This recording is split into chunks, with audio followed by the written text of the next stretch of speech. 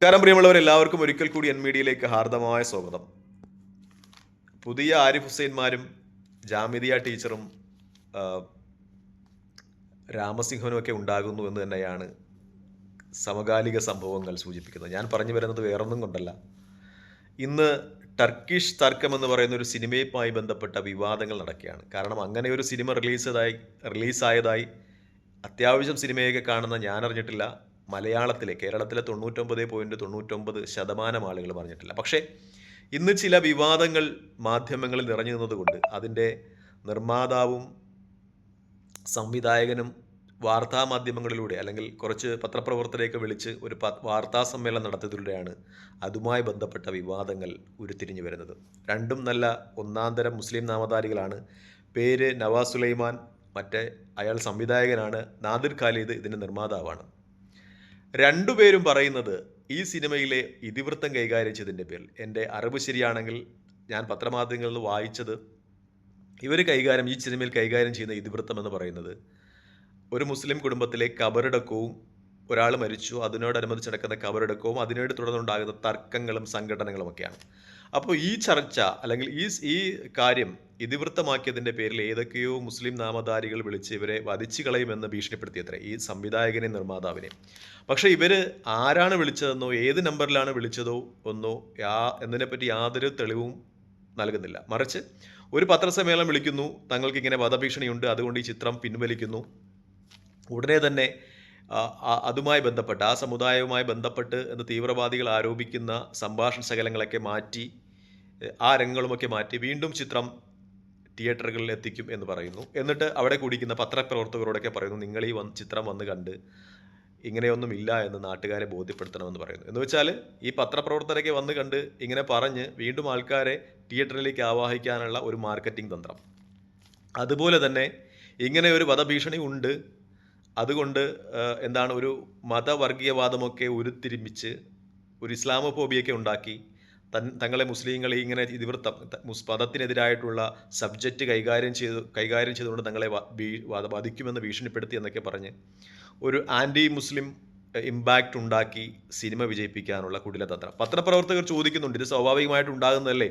അങ്ങനെ മിക്ക പടങ്ങളും വരുമ്പോൾ ഇത്തരം കാര്യങ്ങൾ ഉണ്ടാകുന്നതല്ലേ? അത് നിങ്ങൾ സെൻസർ ബോർഡിൻ്റെ അംഗീകാരം കിട്ടിയിട്ടല്ലേ പടം റിലീസ് ചെയ്തത് എന്നൊക്കെ പറയുമ്പോഴും സംവിധായകനും നിർമ്മാതാവ് രണ്ടുപേരും നല്ല ഒന്നാന്തരം മുസ്ലിങ്ങളാണ്. പേര് നവാസ് സുലൈമാൻ, നാദിർ ഖാലിദ്. അതുകൊണ്ടാണ് ഞാൻ പറഞ്ഞത് രണ്ടുപേരും അഭിനവ ആരിഫ് ഹുസൈന്മാരാണ് എന്നാണ്. കൂടെ ഇരിക്കുന്ന നടിയുടെ പേര് ഡയാന ഹമീദ് എന്നാണ്. മൂന്നും നല്ല ഒന്നാന്തരം ആളുകളാണ്.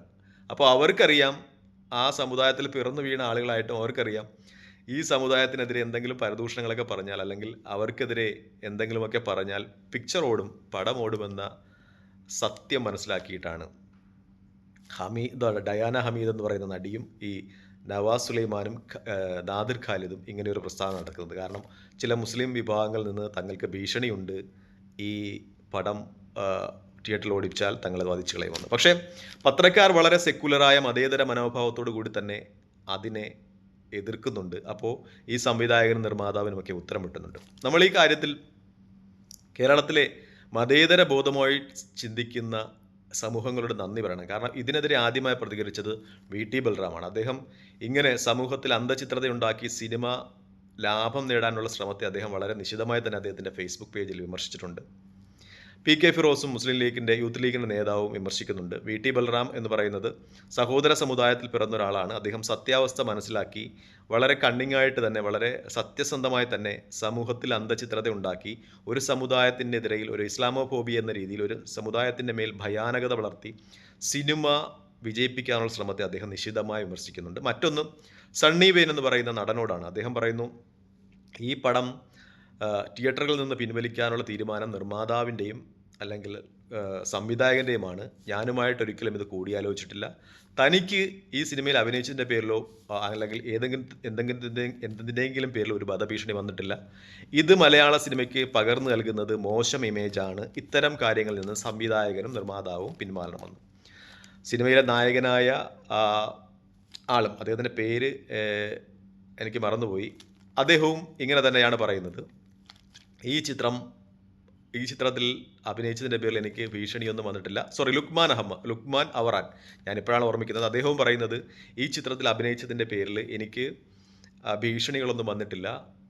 നിർമ്മാതാവും സംവിധായകനും കൂടി മാത്രമാണ് ഈ സിനിമ തിയേറ്ററിൽ നിന്ന് പിൻവലിക്കാനുള്ള തീരുമാനമെടുത്തത്. തൻ്റെ പേരിലോ തനിക്കോ ലുക്മാനോ അതുപോലെ സണ്ണി വെയിനോ ഒന്നും ഈ പടത്തിൽ അഭിനയിച്ചതോ അല്ലെങ്കിൽ ഇങ്ങനെ ഒരു ഇതിവൃത്തം കൈകാര്യം ചെയ്തതിൻ്റെ പേരിൽ ഭീഷണികളൊന്നും വന്നിട്ടില്ലായിരുന്നു. അപ്പോൾ നമുക്ക് വ്യക്തമാകുന്നൊരു കാര്യമുണ്ട്.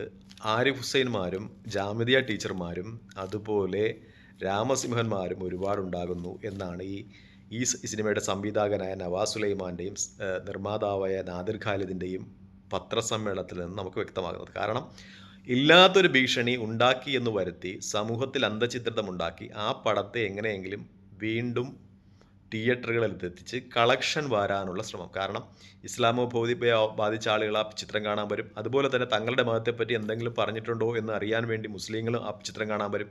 പക്ഷേ അത് സമൂഹത്തിലുണ്ടാക്കുന്ന ഒരു ഇമ്പാക്റ്റ് വളരെ മോശമായിരിക്കും. അത് സമൂഹത്തിൽ ഒരുപാട് അന്തഃഛിദ്രത ഉണ്ടാക്കും എന്നൊന്നും മനസ്സിലാക്കാതെ വെറും പടത്തിൻ്റെ പ്രോഫിറ്റ് മാത്രം കണ്ടുകൊണ്ടുള്ള ഒരു പത്രസമ്മേളനമായിരുന്നു അത്. അത് പൊളിച്ചെടുക്കുവാൻ വി ടി ബലറാമിനെ പോലെയുള്ള രാഷ്ട്രീയ പ്രബുദ്ധതയുള്ള രാഷ്ട്രീയക്കാർക്കും PK ഫിറോസിനും അതുപോലെ സണ്ണി വെയിനും ലുക്മാൻ അവറാനും ഒക്കെ കഴിയുമ്പോൾ അവർ ഈ സമൂഹത്തിനോട് ചെയ്യുന്ന കടമ വളരെ വലുതാണെന്നാണ് എനിക്ക് പറയാനുള്ളത്. എങ്കിലും സിനിമാക്കാർ ഇത്തരം പ്രവർത്തനങ്ങളിൽ നിന്ന് മാറി നിൽക്കണമെന്നാണ് എനിക്ക് പറയാനുള്ളത്. അതോടൊപ്പം തന്നെ ഈ സംഗതി വളരെ സത്യസന്ധമായിട്ട് സാമൂഹിക മാധ്യമങ്ങളിലൂടെ പുറത്തു കൊണ്ടുവന്ന പത്രക്കാരോടും വിശിഷ്യ കേരളത്തിൻ്റെ രാഷ്ട്രീയ നേതൃത്വത്തിൽ KPCCയുടെ വൈസ് പ്രസിഡന്റ് ആയിരിക്കുന്ന ശ്രീ VT ബലറാമിനോടും പ്രമുഖ നടന്മാരായ സണ്ണി വെയിനോടും ലുക്മാൻ അവറാനോടുമൊക്കെയുള്ള നന്ദി ഈ സമൂഹത്തിനുണ്ടായിരിക്കേണ്ടതാണെന്ന് പറഞ്ഞുകൊണ്ട് തൽക്കാലം നിർത്തുന്നു. നന്ദി, നമസ്കാരം. ചെയ്യുന്നത് മറ്റൊരു വീഡിയോയുമായി കാണുന്നവരെ പ്രാർത്ഥനയിൽ ഉൾപ്പെടുത്തുക. ജയ് ഹിന്ദ്.